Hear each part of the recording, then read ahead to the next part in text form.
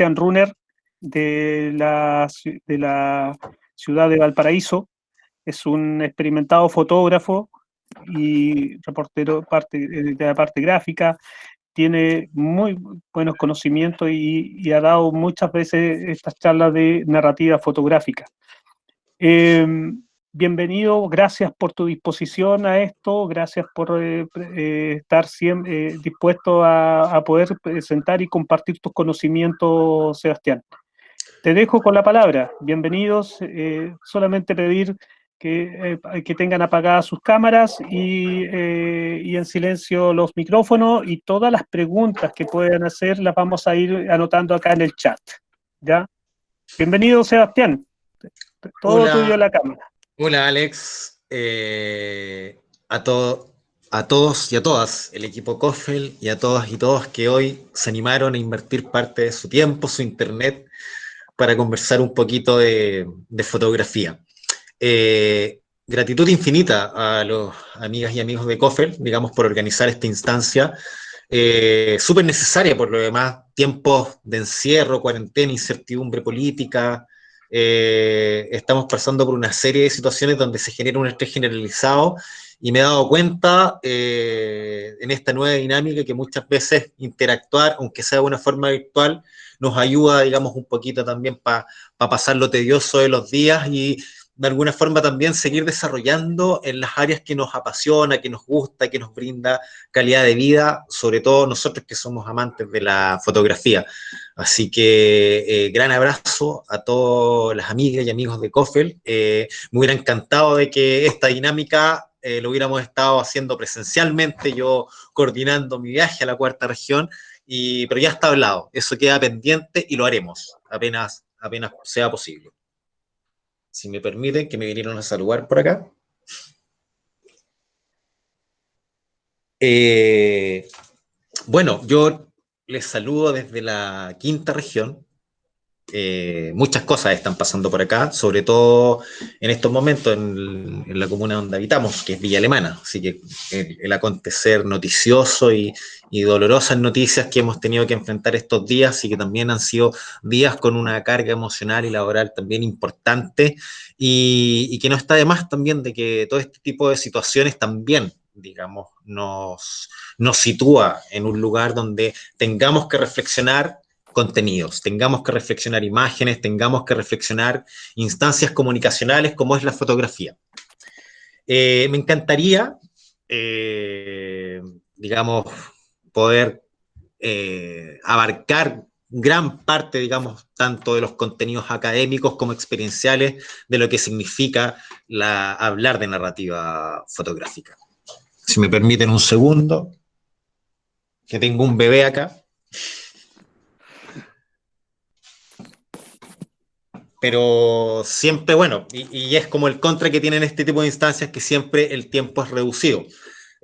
Por lo tanto, armé, digamos, una estructura que no debe durar más de 30-35 minutos, donde más que abordar una serie de conceptos, abanicos técnicos, lo que pretendo en esta ocasión es que tengamos material de discusión, que reflexionemos acerca de las historias que estamos contando en términos fotográficos. Voy a tratar de hacerlo más breve en esta presentación que he preparado, donde abordo algunos pequeños conceptos relevantes y otro tipo de situaciones que considero que son relevantes para considerar el contar mejores historias a partir de la fotografía. Terminado, digamos, esta presentación, por favor, hay toda la avalancha de preguntas para que entre todos reflexionemos y contestemos, digamos, ciertas inquietudes fotográficas, como siempre digo, para que entre todos nos enseñemos comunitariamente a contar mejores historias fotográficamente. Así que voy a proceder a pasar la presentación.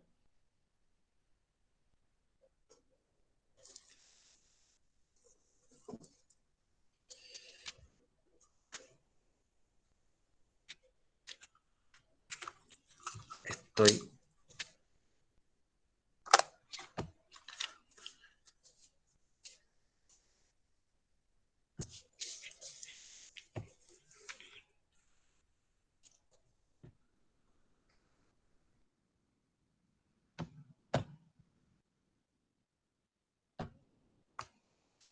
necesito un solo audio que me confirme si la presentación está íntegra, se ve.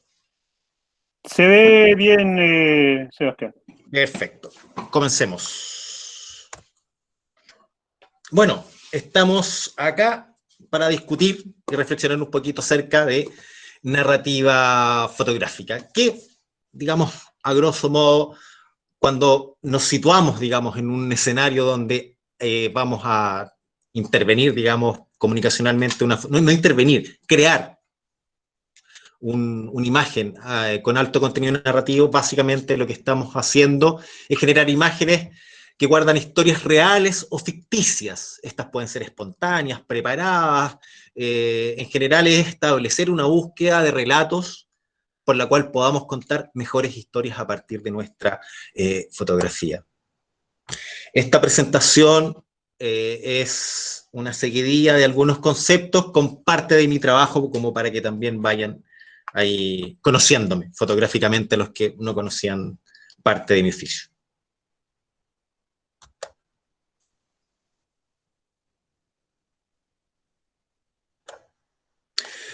Pero bueno, ¿qué hacemos? ¿O cómo nos planteamos en una situación de narrativa fotográfica? Esto, en esencia, de forma muy medular, es contar historias. Cuando hablamos de narrativa fotográfica o de reforzar nuestro proceso narrativo y fotográfico, lo que estamos pensando en hacer es mejorar nuestro relato, es mejorar la performance por la cual vamos a agrupar diversos elementos dentro de nuestro sensor para contar una historia más elocuente.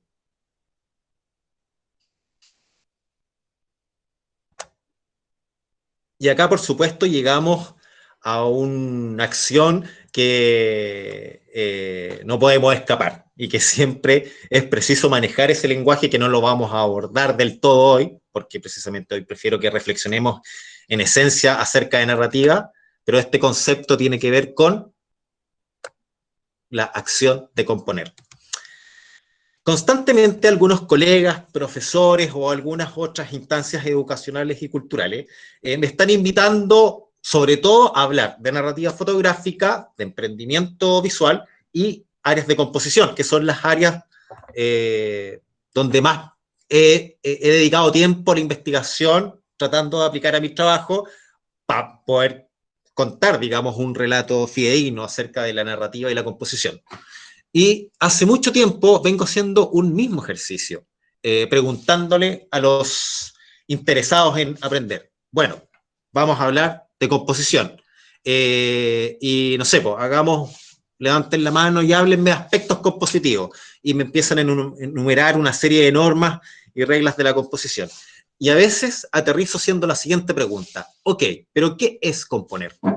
Y ahí como que se genera un silencio incómodo. Entonces me parece que también para las áreas de composición que dan una antesala a una estructura narrativa, es preciso que abordar ciertos conceptos que yo considero que son anteriores a lo que la academia dicta. Pero eso lo vamos a ir viendo en el transcurso de la presentación.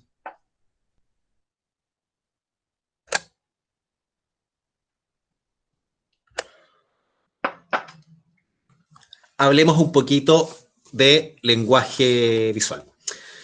Cuando hablamos de lenguaje visual, básicamente es la interpretación de nuestro cerebro a lo que percibimos con los ojos. Es el inicio de la transmisión del lenguaje de la imagen.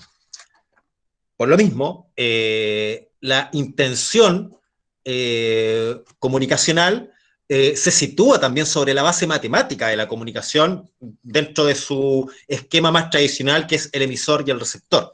Y digamos, para que haya un lenguaje entendible, tienen que haber símbolos en común. Y es por eso también es importante siempre estar cuestionándose qué hace que una imagen sea una imagen para alguien, o qué significado le estamos dando a distintos tipos de imágenes a nivel de iconografía o simbología, para que podamos entablar un lenguaje común. Hoy, por ejemplo, el clima político es polarizado, entonces no siempre los mismos símbolos tienen un mismo resultado en distintos tipos de receptores. Entonces también tenemos que tener claridad y y poder abarcar varios tipos de lenguaje para tener un dominio estricto de lo que queremos comunicar y a qué públicos queremos comunicarlo. Es importante, entonces, que entendamos el concepto narrativo, que tiene relación con lo que se relata, el relato de acontecimientos que se desarrollan en un lugar o cierto espacio temporal con personas en escenarios reales o ficticios. Estamos contando cosas a partir de la narrativa.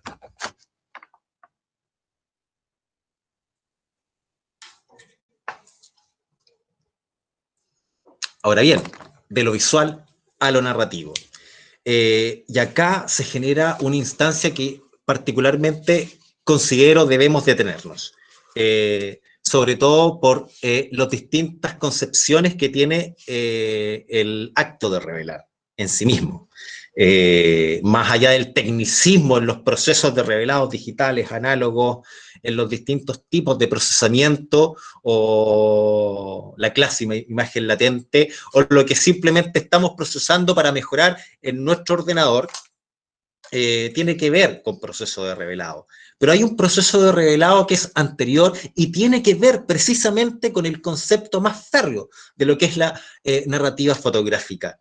Y por eso paso a leer porque quiero ser muy riguroso, porque también quiero que apreciemos la belleza de este concepto y que yo creo que marca una pauta importante, una apertura a lo que queremos hacer fotográficamente y respecto a lo que queremos comunicar. La narrativa visual o narrativa fotográfica, capacidad de la imagen en contar una historia a través del discurso visual, volviendo atrás del lenguaje visual, y que nos remite a un mundo el cual se revela parcialmente desde la interpretación, por supuesto, en distintos grados interpretativos, a partir de lo que entendamos nosotros mismos de los símbolos que nos están enseñando y que se agrupan en una fotografía. Entonces, el primer proceso de revelado que se suscita al ver una fotografía ya procesada, o quizás no el primer proceso de revelado, quizás el último proceso de revelado es aquel que hace el receptor, el que está viendo la imagen, porque va a generar una interpretación de lo que está viendo, pero ese proceso se revela a partir de su entendimiento en los códigos y símbolos que maneja para leer una imagen.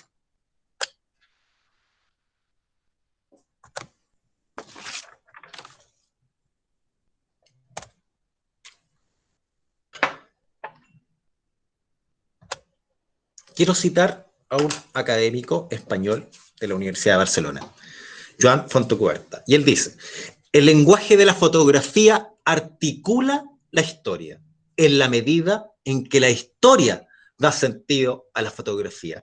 Esta es una frase que es súper potente porque, aparte de tener un contenido de acción narrativa, tiene que ver en general con todos los aspectos a considerar de la fotografía, sobre todo los relacionados con los contextos.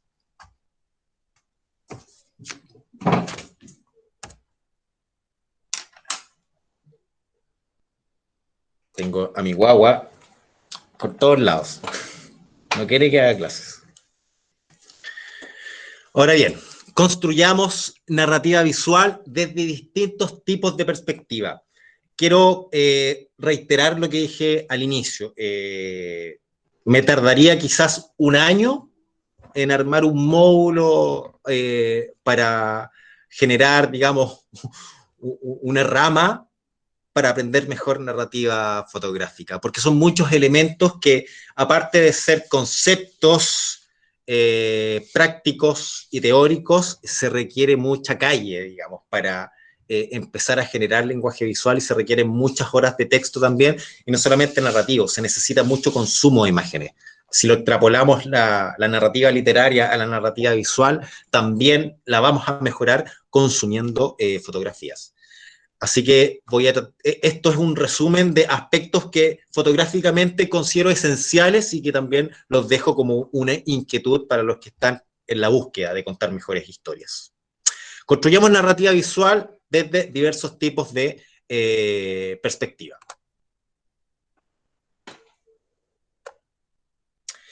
La primera consideración es el equipo necesario, construyendo una narrativa a partir del equipo necesario.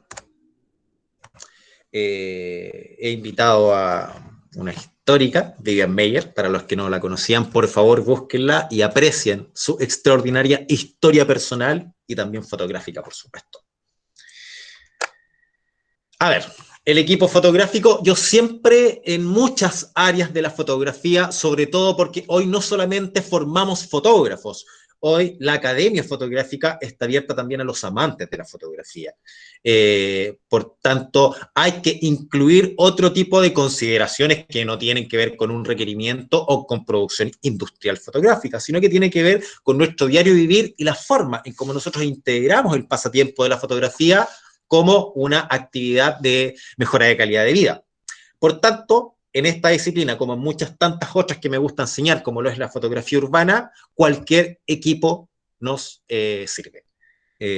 ¿Por qué digo esto? Digamos, rompiendo un poco el paradigma de lo clásico. Porque es innegable de que hoy la fotografía entra, digamos, en el mundo tecnológico y hoy la tecnología cada vez es más democrática, está más al alcance de todos, atendiendo, digamos, cultura occidental, mecánica del consumo, otra discusión, pero en estricto rigor cada vez las tecnologías más acabadas están al acceso. Hoy la tecnología tiene una evolución que es exponencial. Por tanto, lo que hace un año era top de línea, al próximo año ya está obsoleto y precisamente muchos amantes de la fotografía podemos recoger esas tecnologías, entre comillas, obsoletas y empezar a fabricar material de infinita calidad. O sea, hoy hay smartphones con las cuales podemos construir fotografías calidad museo. Entonces, de alguna forma, los soportes tecnológicos están al alcance para poder desarrollar nuestra performance fotográfica y no están limitados solamente a la óptica, digamos que por supuesto a los fotógrafos nos gusta navegar. Construyamos narrativa fotográfica ahora a partir de los contextos. Importante a considerar en tipos de contexto, porque tenemos un sinnúmero de contextos, pero los más relevantes o los cuales con los primeros nos encontramos tienen que ver con el contexto físico, tienen que ver con el contexto temporal, tienen que ver con un contexto emocional, tienen que ver con un protagonista.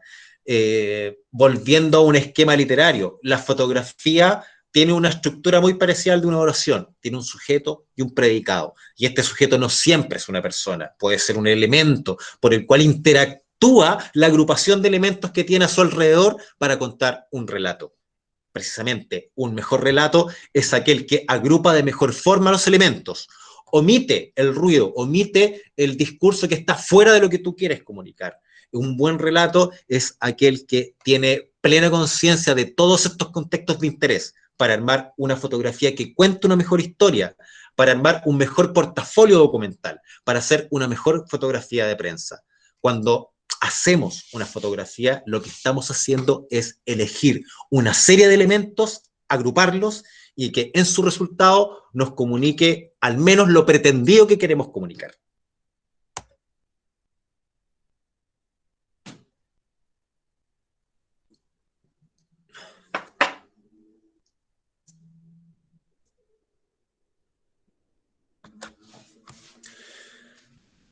Ahora construyamos narrativa fotográfica considerando algunos aspectos compositivos. Por supuesto, nunca puede faltar en ninguna charla de fotografía el aspecto principal, por nuestra materia prima, la luz. Esto es como de perogrullo, pero igual no sé, hay ciertos conceptos que considero que no tienen que perderse de vista y no tienen que obviarse. Y por supuesto todo lo que son las consideraciones ambientales, lumínicas, días nublados, días de sol, interior, exterior,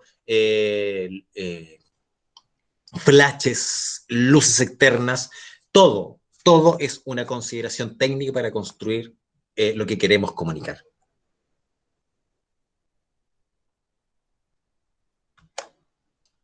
algunos puntos en la estructura más dura de la composición y que yo considero que son importantes para contar mejores historias desde mi punto de vista más experiencial. Curvas, líneas, puntos de fuga, todo lo que genera contexto físico y que se articula en diferentes formas lineales y que no tienen que ver mucho con la regla de los 3/3 en general, porque esa es muy plana, considero, digamos, es una estructura que nos sirve para tener una conciencia visual del perímetro fotográfico, pero que no creo que tenga mayor utilidad a la hora de generar, sobre todo, innovación fotográfica, nuevas propuestas. Entonces, me parece que hay puntos de dinamismo que son mucho más interesantes que solo visualizar un plano horizontal o vertical. Y también es bueno salirnos de lo 2D, digamos. Es bueno también mirar en profundidad. Y por eso también es importante aspectos técnicos y mecánicos para construir fotografía. Sí, es importante ocupar comandos manuales o semimanuales, digamos, para poder lograr mejores resultados, sobre todo lo que tiene relación con profundidad de campo, que también es una de las bases de la composición creativa. Pero bueno, volviendo a una estructura más física del contexto, considero que curvas, líneas, puntos de fuga en general, también en algunas situaciones, que esto es un aspecto netamente del área más compositiva, pero también una forma, digamos, de que reforcemos nuestro discurso es tener dominio de la rosa cromática, para que también naturalmente y orgánicamente podamos identificar un contraste de color. No solamente los fotógrafos tienen que trabajar con la luz ideal en ambientes compositivos ideales, sino que también tenemos que ir más allá y tenemos que meter un poco del arte visual a nuestra estructura narrativa. Y es bueno también que manejemos ciertas equivalencias en los colores que ya la vida plantea como para poder también generar mejores cuadros compositivos.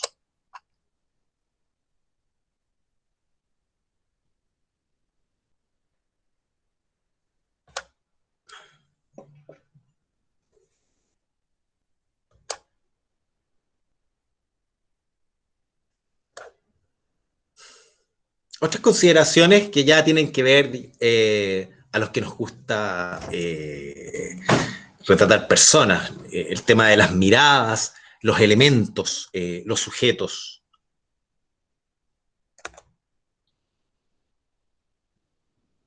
Importante es cuando nosotros estamos haciendo documentación en el contexto que sea, tratar de generar una interacción invisible que se genera a partir de las miradas. Es distinto una foto plana de una persona que tiene su atención en algo que desconocemos frente a cuando podemos seguir una línea de atención, porque ahí no solamente se configura un aspecto visual, sino que también se está configurando un aspecto retórico, una interpretación que puede ser mucho más subjetiva, y eso se enmarca también cuando queremos generar una propuesta visual más creativa o más sentida.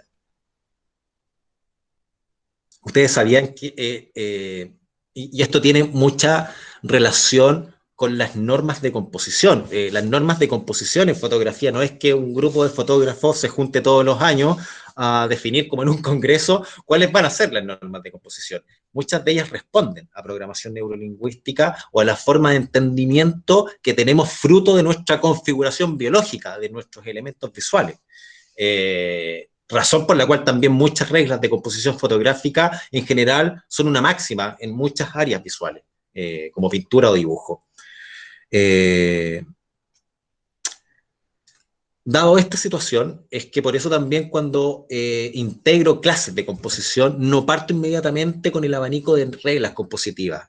Siento que es preciso abordar conceptos anteriores para un entendimiento más acabado de los por qué de esas normas de composición.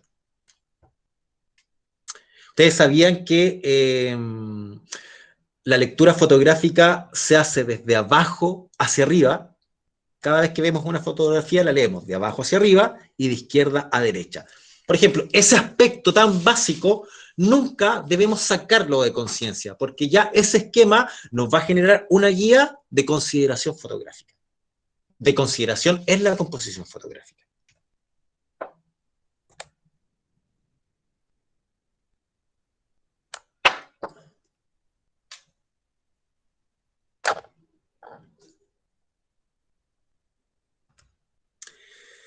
Y como les decía, sobre todo en este gancho que hice con los temas compositivos, lo importante que es abordar conceptos anteriores a lo que dicta la academia.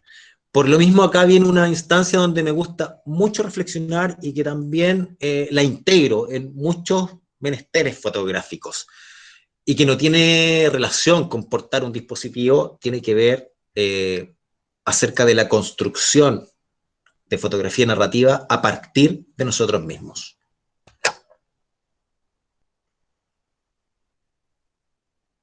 Y esto tiene relación con tres conceptos que considero que son importantísimos. Distinguir su diferencia, pero también entender su aplicación. Y que tiene que ver con ver, mirar y observar. Qué redundante, dirán muchos de ustedes. Pero hay diferencias y es una diferencia progresiva y que el objetivo de repasarla es que se integren como un ejercicio diario. Partamos con ver. Ver es la percepción periférica de elementos visuales. Es todo lo que visualmente nos rodea y no prestamos atención. Es todo lo que pasa a nuestro alrededor de una forma ignorada.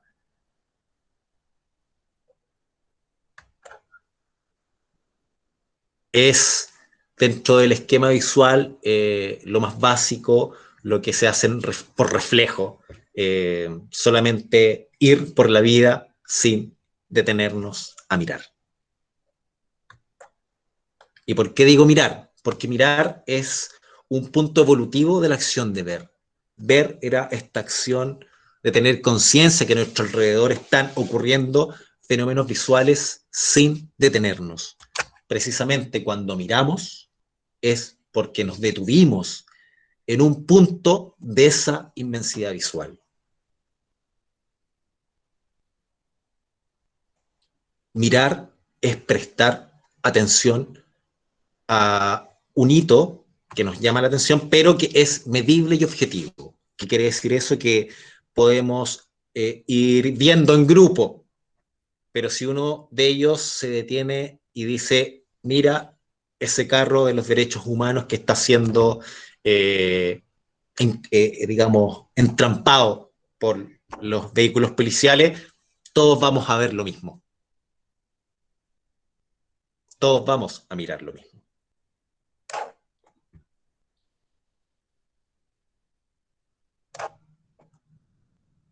Pero acá viene un salto, que es observar. ¿Por qué razón? Porque podemos observar la misma escena de este, me voy a volver para hacer el mismo ejercicio. Todos miramos y vimos lo mismo. El vehículo de los derechos humanos que está siendo retenido por la fuerza policial. Lo estamos mirando. Pero la observación, el concepto de la observación también es un salto evolutivo a la autoría. ¿Por qué razón? Porque observar es mirar, pero desde nosotros mismos.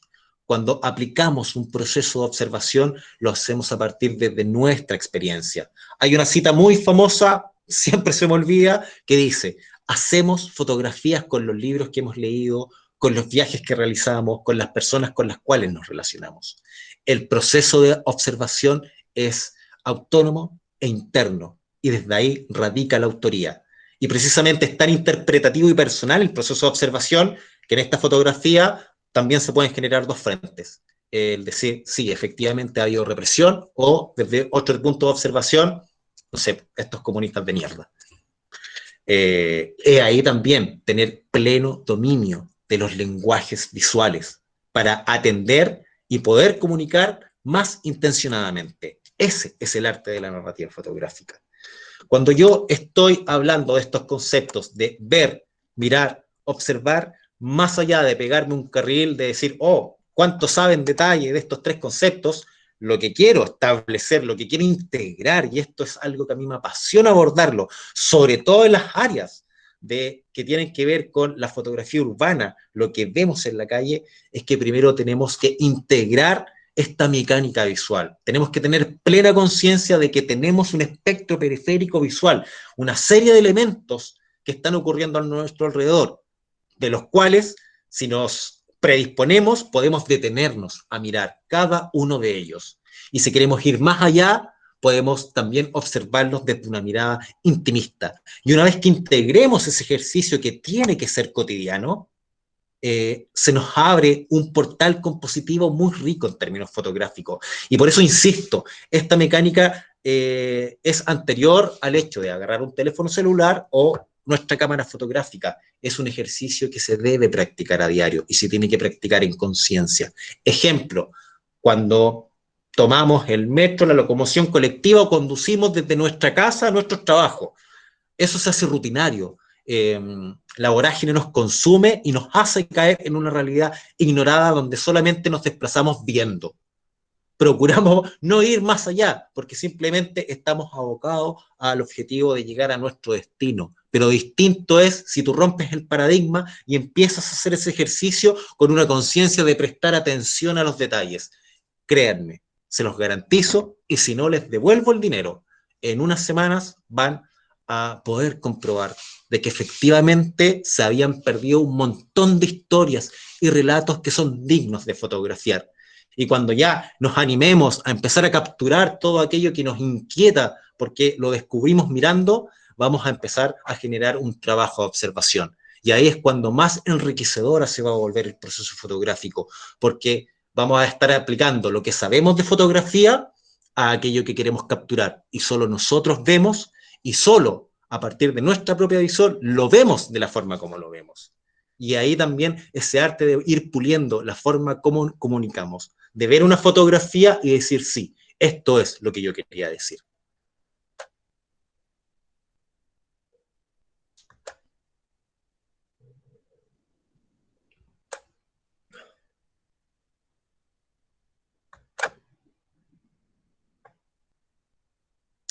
Mi querido y tan golpeado Valparaíso.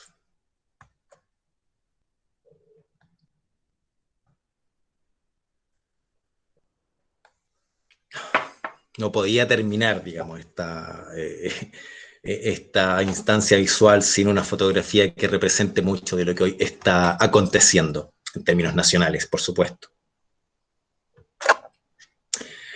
Concluyo con una cita de Cartier-Bresson.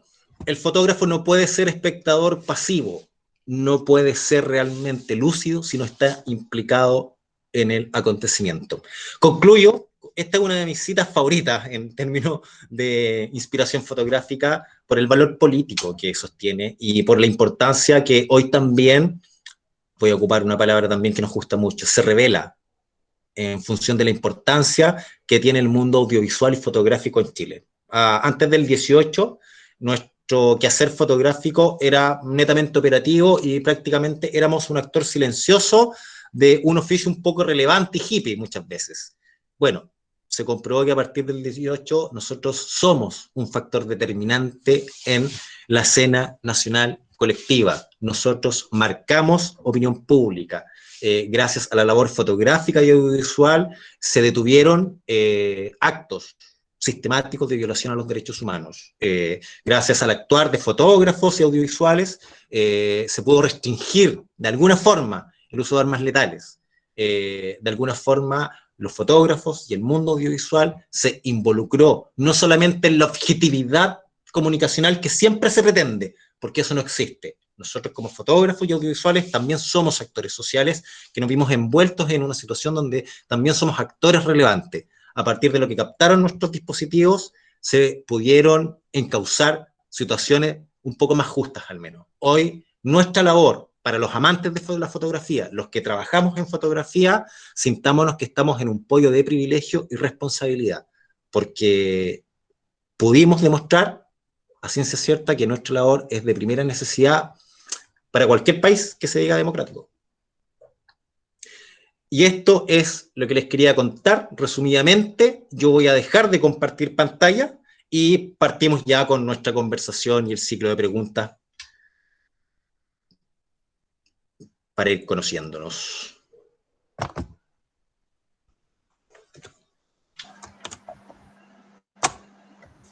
Yo ya liberé. Muchas gracias, Sebastián. Muy interesante en todo lo que se ha dicho. Nosotros fuimos agrupando preguntas, está abierto el chat, estimados, para que puedan hacer consultas, así que vamos a ir agrupando y vamos a ir conversando de varias. Hay una pregunta, bueno, hay varias preguntas que se repiten en la parte técnica, pero quiero ver una cosa. Hay alguna parte que dice, hay una pregunta de Alejandro Orellana, ¿algún ejercicio que recomiendas desde tu experiencia para agudizar la visión más allá de la lectura? La respuesta a eso es la última parte de la presentación.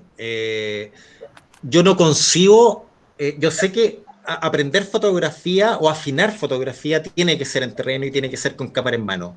De alguna forma me he torpedeado con ese sistema y por eso también mucho del proceso docente, por decirlo de alguna manera, que no me gusta llamarlo así, tiene que ver más con una actitud que con una aptitud fotográfica. Y es precisamente lo relacionado con ver, mirar y observar.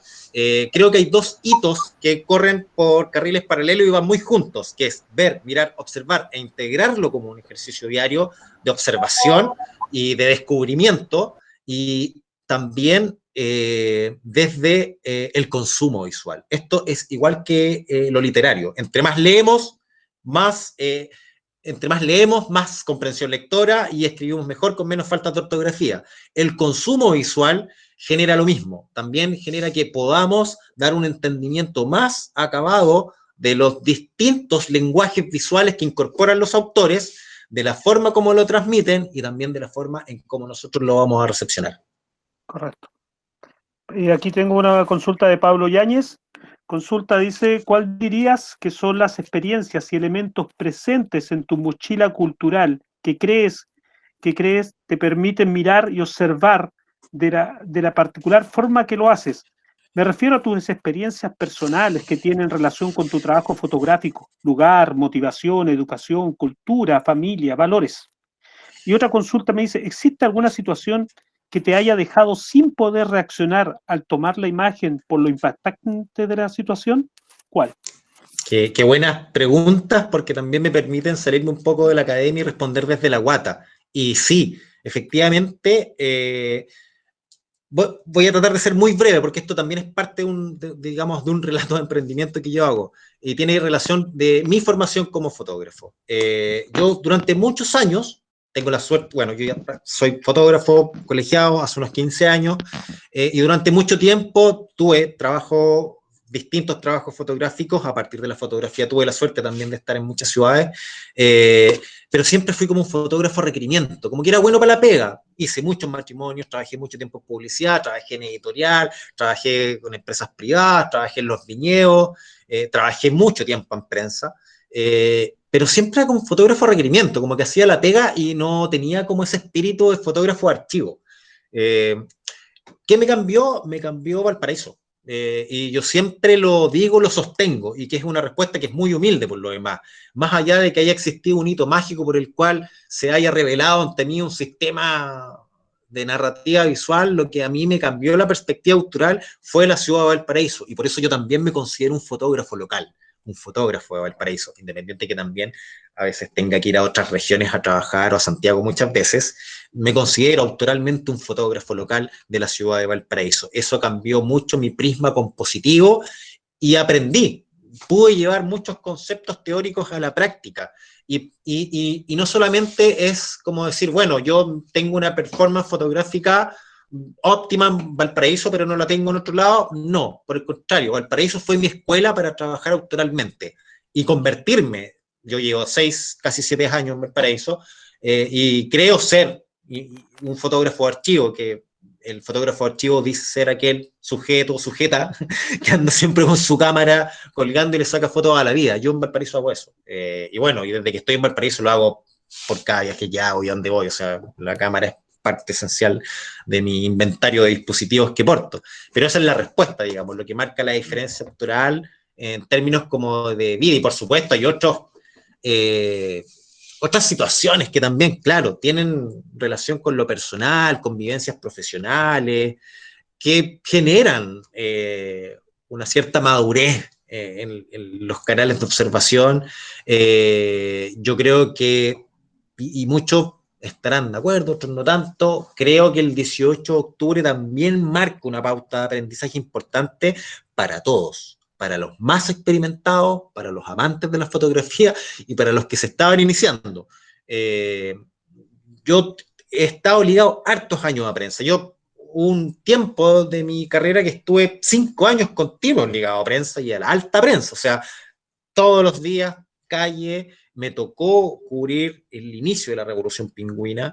Entonces, de alguna forma, claro, ya tenía algo de calle en el cuerpo, colegas que han estado en el extranjero, colegas corresponsales de guerra.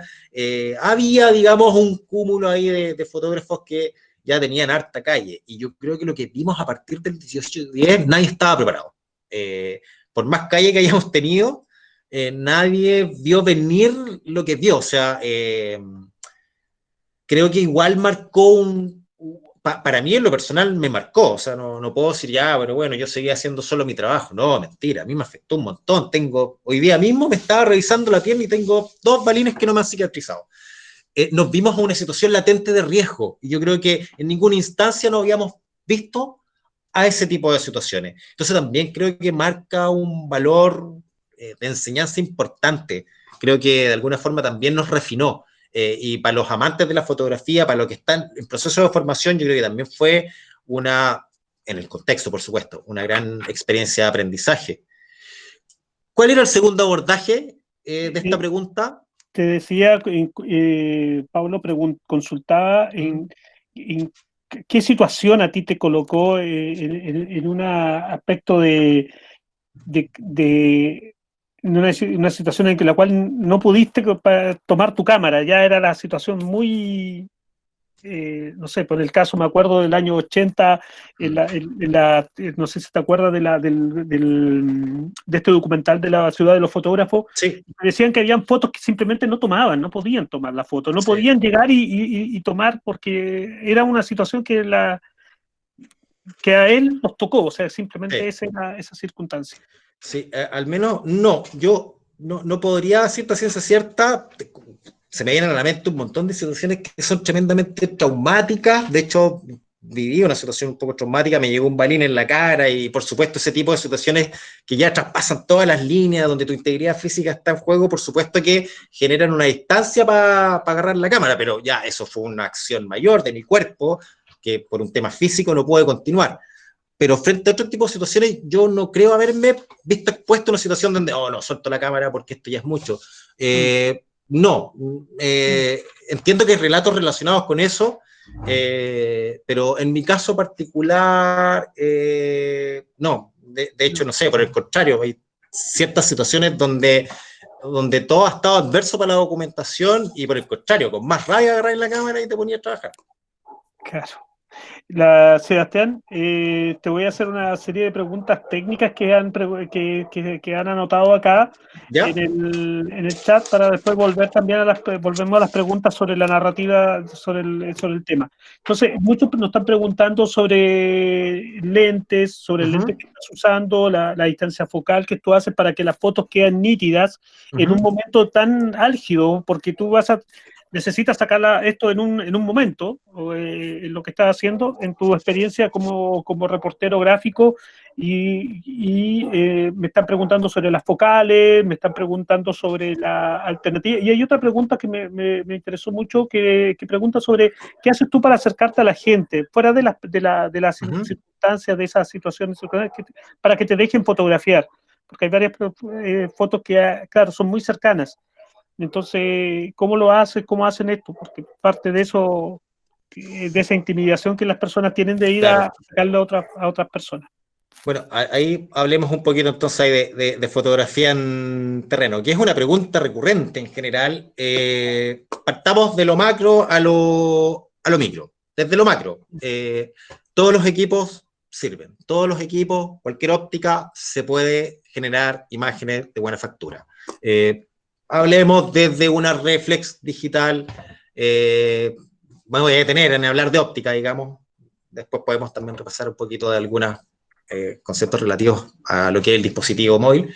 Pero hablemos en términos fotográficos de ocupar una óptica real.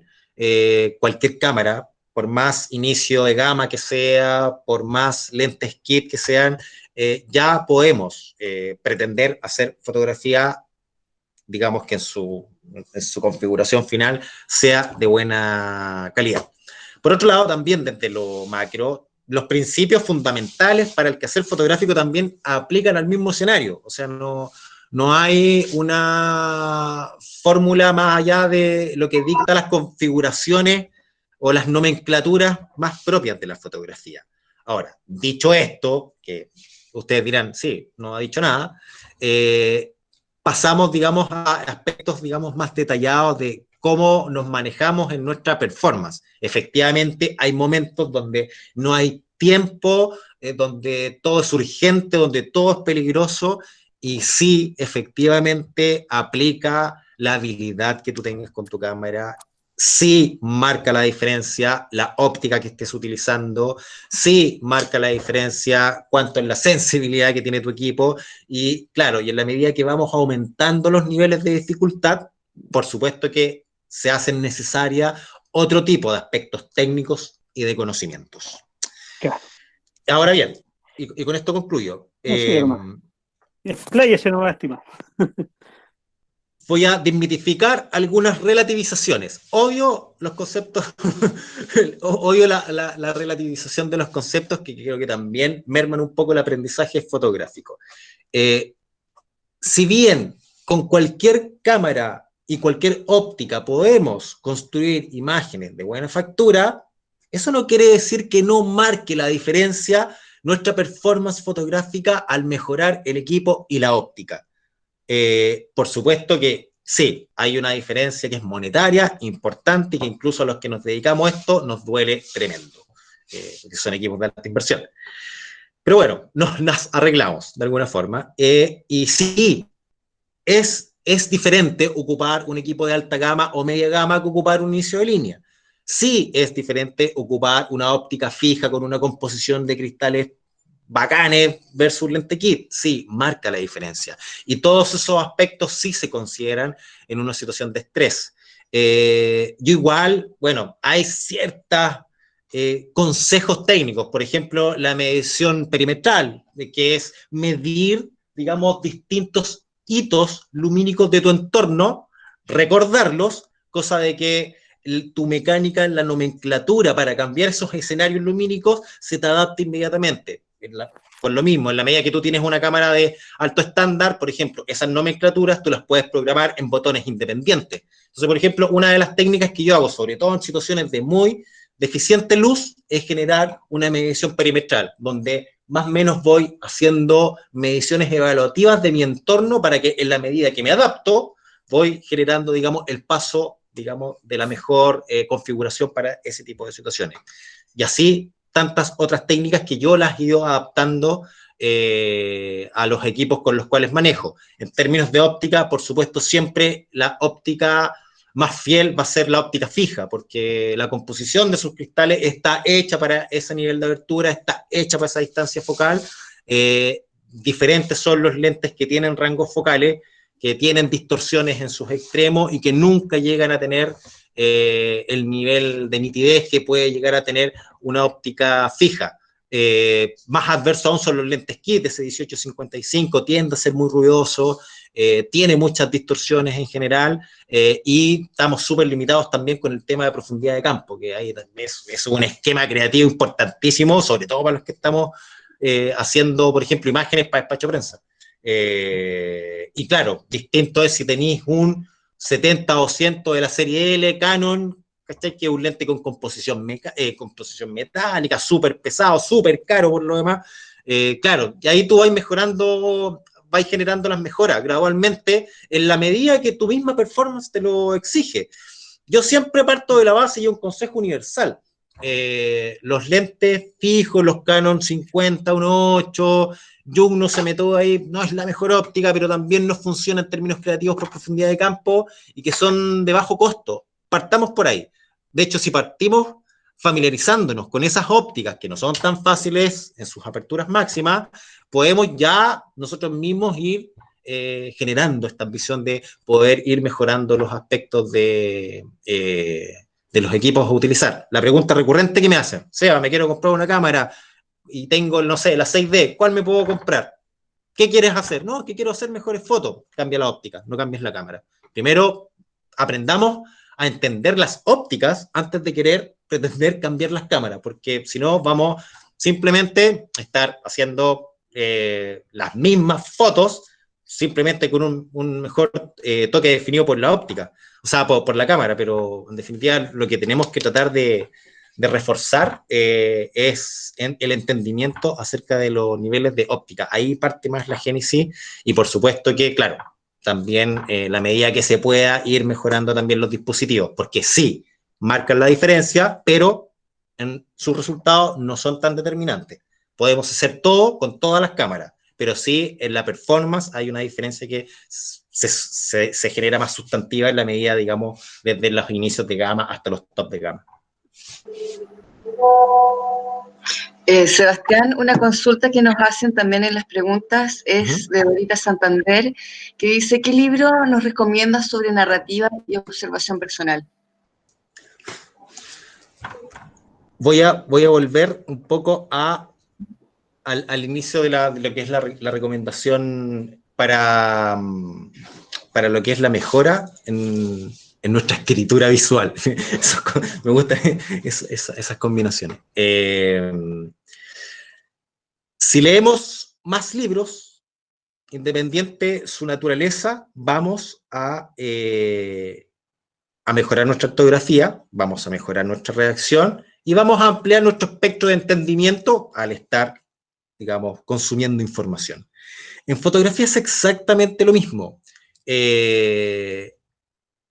Más allá de la autoría o el libro adecuado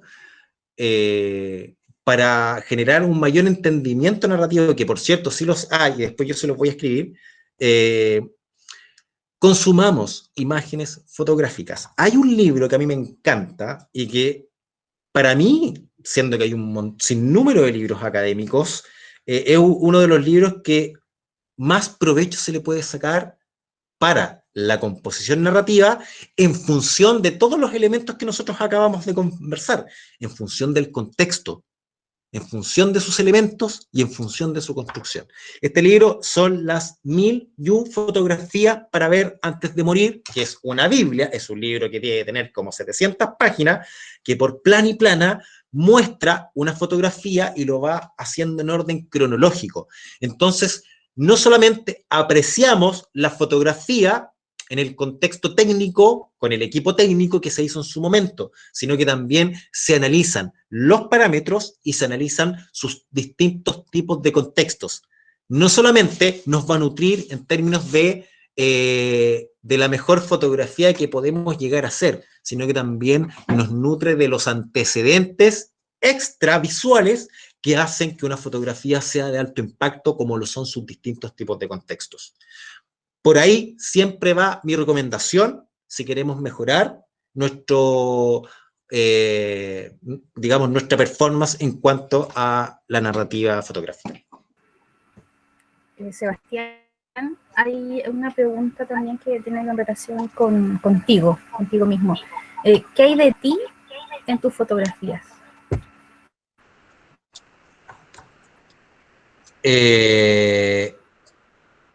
Bastante, sobre todo en ciertas áreas fotográficas. A ver, yo, y lo digo con mucho pragmatismo, yo trabajo, una área de mi trabajo fotográfico es autoral. Yo exhibo y comercializo obras visuales. Y si bien estas tienen muchos componentes documentales, al considerarme un fotógrafo local, al considerarme un fotógrafo de la quinta región de Valparaíso, que tiene una cercanía visual con la ciudad, en esta práctica y en esta habitualidad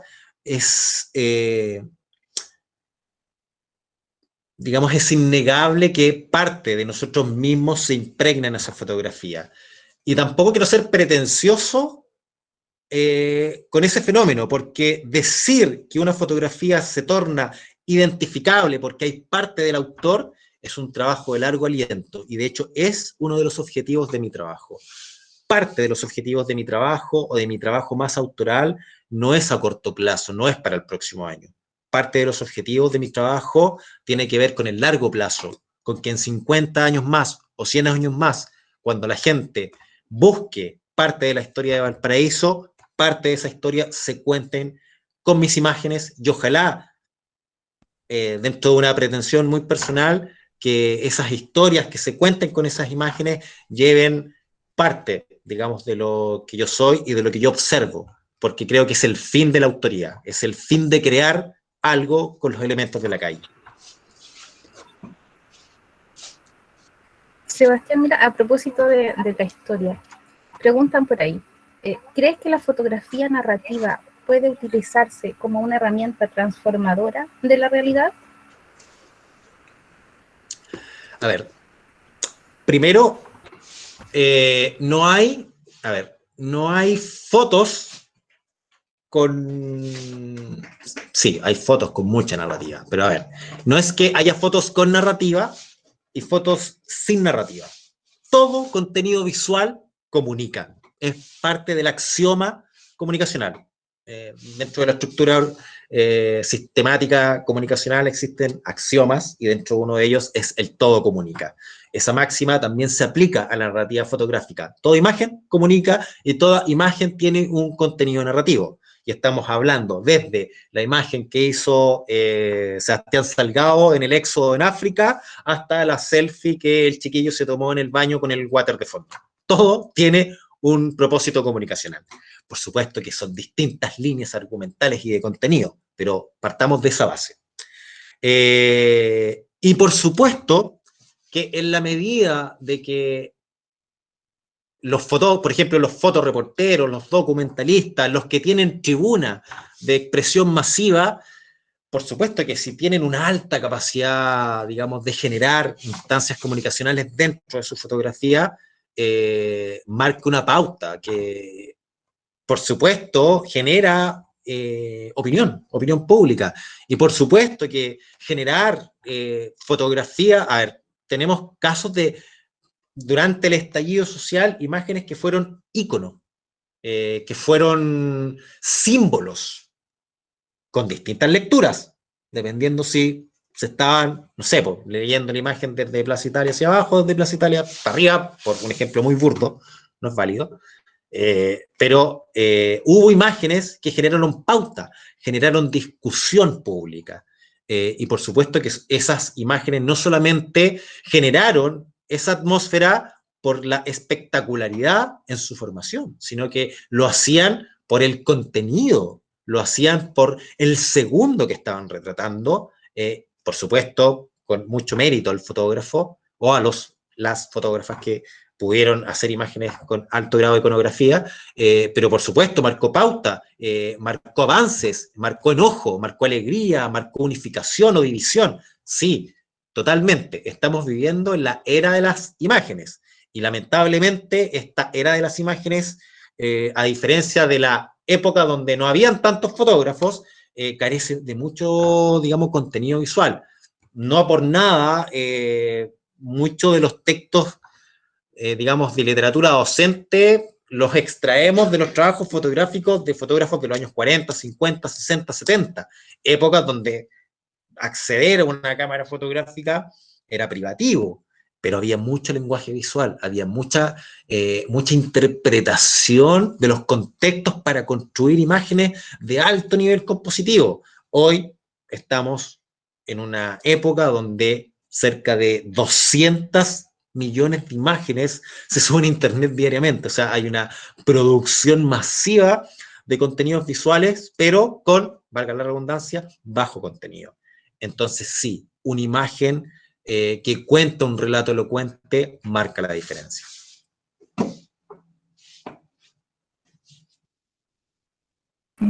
Mira, María José nos pregunta, ¿recomiendas tomar alguna posición política, en el sentido amplio de la palabra, al momento de enfrentar un relato fotográfico, entendiendo que siempre atrapar una imagen es un acto subjetivo?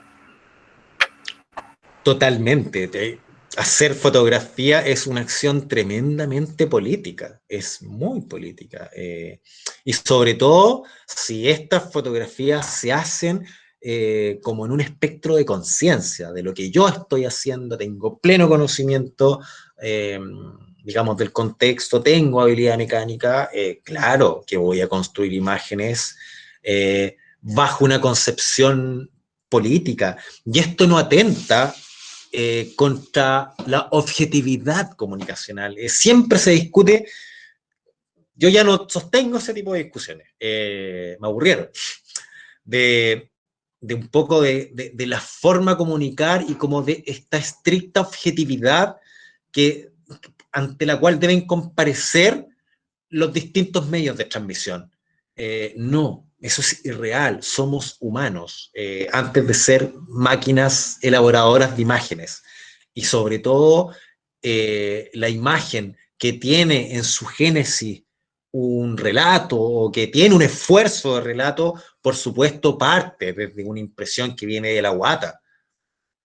Toda fotografía, todo lo que yo tengo en mi Instagram es político, todo lo que yo tengo en mi red es muy político, no cabe duda de eso. Y sí, en el más amplio sentido de la palabra, incluso en el más técnico sentido de la palabra. Por supuesto que yo hago fotografías y sobre todo, mira, pongámonos en un contexto interesante y que yo creo que debe ser discusión en todos lados del mundo, el estallido social. Yo también soy un actor social que digamos que está implicado en las consecuencias del accionar social. Pero claro, estoy haciendo mi trabajo como comunicador. ¿Me puedo separar o puedo abstraerme y guardar distancia? Sí, porque también quiero tener una visión panorámica, lo que no me exime de tener una opinión y que de alguna forma esa opinión se traduzca en mi punto de vista.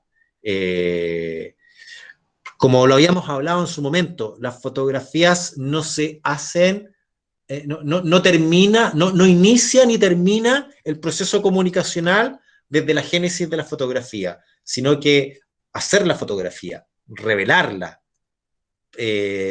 publicarla, generar un canal de transmisión, ya sea a nivel de redes sociales o medios de comunicación, y hasta que llega la persona, hasta el espectador, todo eso es parte del proceso comunicacional y que por supuesto, como es un proceso que tiene muchísimos paraderos, instancias, se va, digamos, el mensaje se puede ir diluyendo, se puede ir transformando.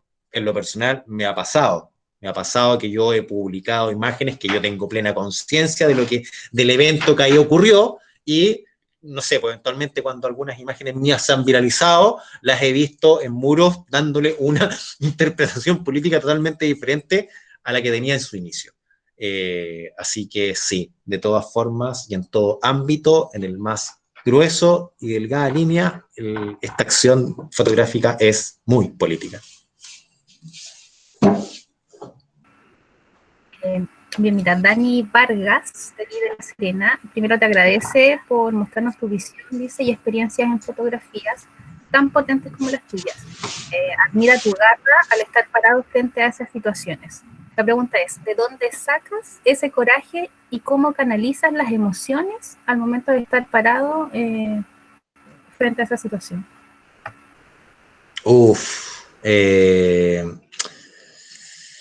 A ver, es que yo creo que la inmensa mayoría de los que están en esta sala estarán de acuerdo conmigo. Yo creo que los que somos, la fotografía es mi área de estudio, es mi trabajo, pero también es mi pasión, también es lo que yo amo hacer.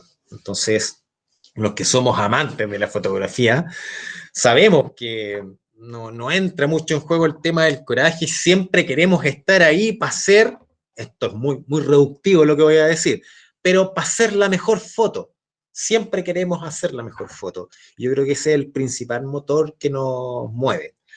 Por supuesto que hay hechos donde nos involucramos más. Y eso no tiene que ver con morbo, tiene que ver también con la intención de comunicar, de tener ese detalle que va a marcar la diferencia, de tener esa escena que quizá le sirva a un muchacho que fue detenido ilegalmente, quizás puedo tener un registro muy cercano que más allá de la ganancia en likes, sea un medio de prueba para las organizaciones de derechos humanos que muchos fotógrafos despachamos. Entonces, creo que no pasa por coraje, y no sé, no me atrevería a decir, sí, yo soy súper corajudo y voy a la escena súper violenta. No creo que pase por eso, sino que de alguna forma también mi ruta o mi nivel de exposición al riesgo también la mido por donde yo evalúo dónde puedo obtener aquella captura que cumpla de alguna forma lo que busco, o más allá de lo que busque, lo que está pasando, y de qué forma también esta la puedo plantear, comunicar. No, yo no solamente hago fotos para despacho medio, hago fotos para mí, hago fotos porque yo soy documentalista, y eventualmente esas fotografías que yo guardo en mis portafolios van a contener información para algún trabajo posterior de análisis visual, un libro, no sé, pero también soy documentalista, y como documentalista debemos acercarnos lo más que podamos. De hecho, hay una máxima, una cita fotográfica que dice, o sea, si la foto no te salió es porque no te acercaste lo suficiente. Creo que también aplica, digamos, eso. No sé, no sé si tiene que ver con el tema de la valentía. Yo he visto a mis colegas, mujeres, hombres, pero en la línea de fuego absoluta. Entonces, wow, yo creo que hay colegas que tienen, hay colegas, mujeres y hombres que tienen mucha más valentía que yo si se mide por ese, digamos, por ese parámetro. De igual forma, yo no voy a hacer una apología al riesgo fotográfico. Hay que cuidarse. Yo tomo la mayor cantidad de medidas de protección posible. Yo soy el primero que va a evaluar la distancia segura. Entonces, no voy a hacer una incitación a que démoslo todo en la cancha. Démoslo todo en la medida de que nos cuidemos para seguir haciendo fotos mañana.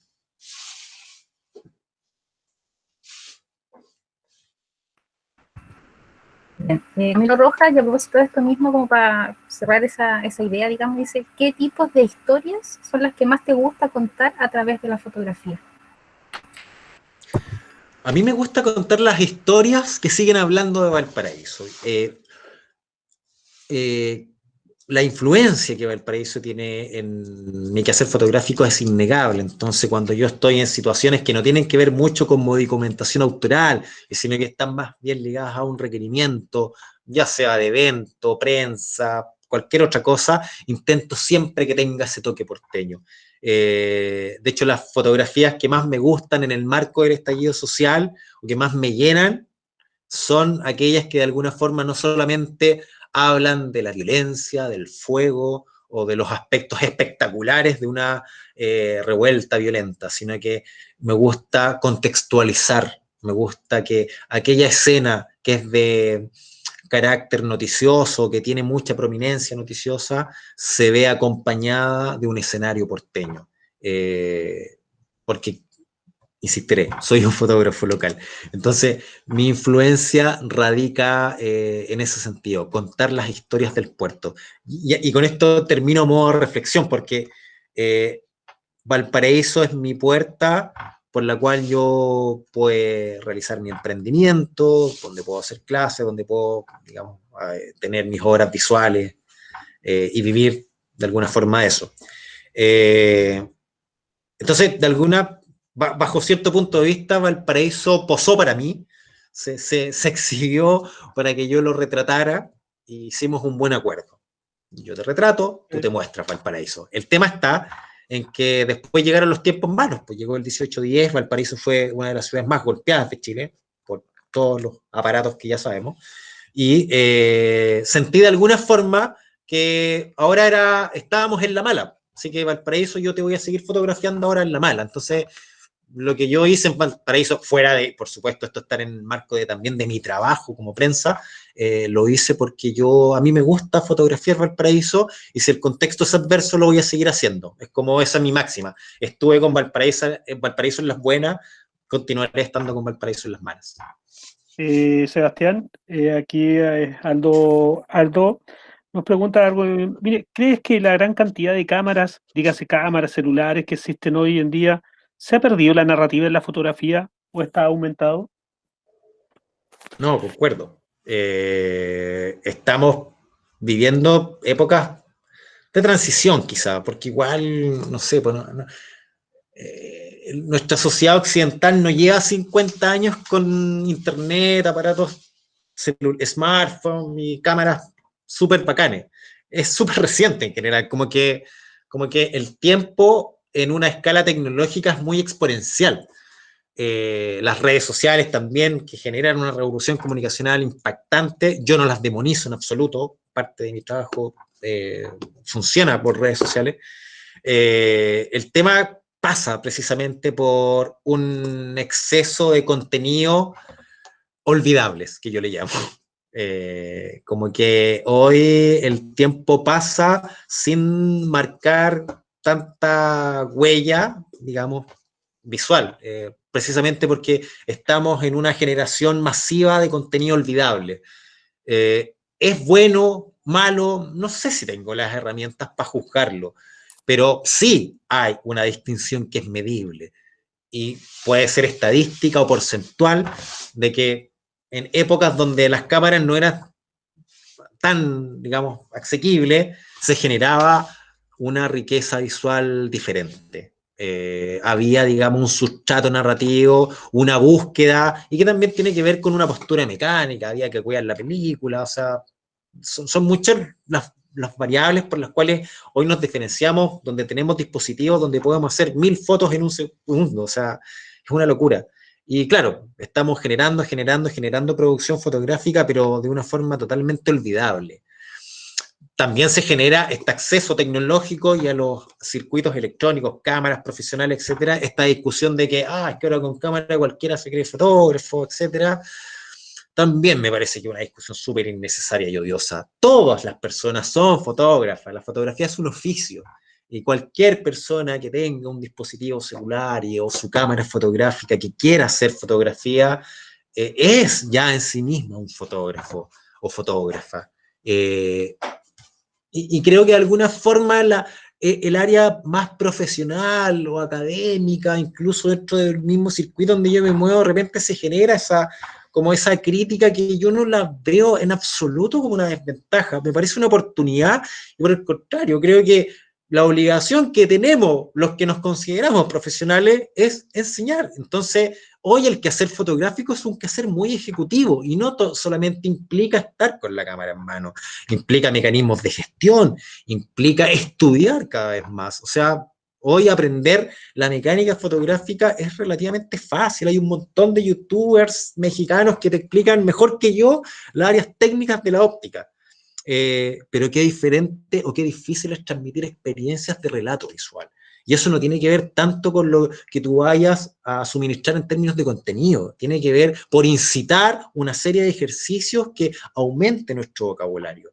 Y eso en todo orden de cosas.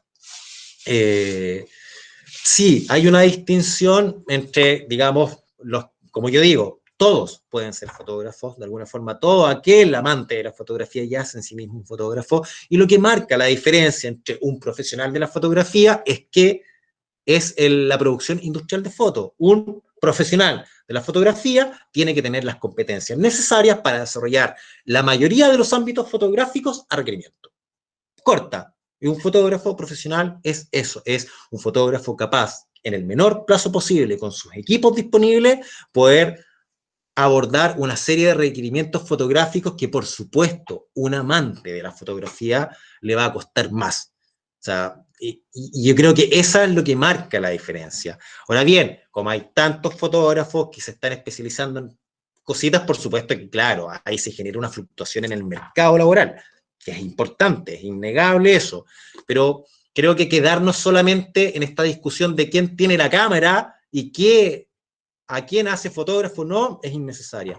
Un fotógrafo no solamente hace fotografía, lee fotografía, interpreta fotografía, enseña fotografía, reflexiona fotografía.